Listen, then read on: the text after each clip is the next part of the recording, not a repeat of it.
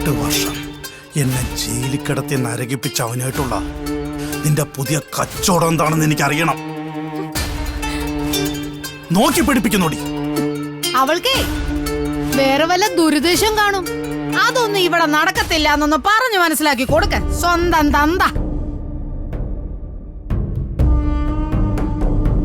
ദേ, ഇനി നീ അവനെ കാണരുത്, മിണ്ടരുത്. ഞാൻ പറയുന്ന അനുസരിച്ചാ ഇവിടെ എല്ലാവർക്കും നല്ലത്. ഞാൻ ആരെ കാണണം, ആരോട് സംസാരിക്കണം എന്നൊക്കെ തീരുമാനിക്കുന്നത് നിങ്ങളല്ല, ഞാനാ.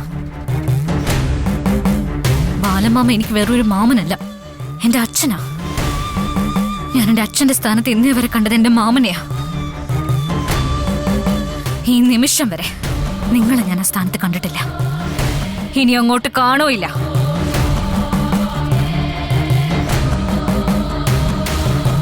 പിന്നെ ജന്മം തന്നതുകൊണ്ട് മാത്രം അച്ഛനാവില്ല, അതിനുള്ള യോഗ്യതയും കൂടി വേണം.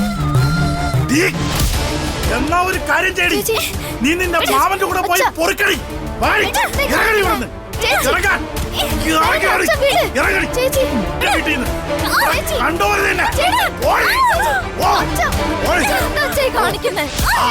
അവളൊരു തുണിക്കച്ചോടാ.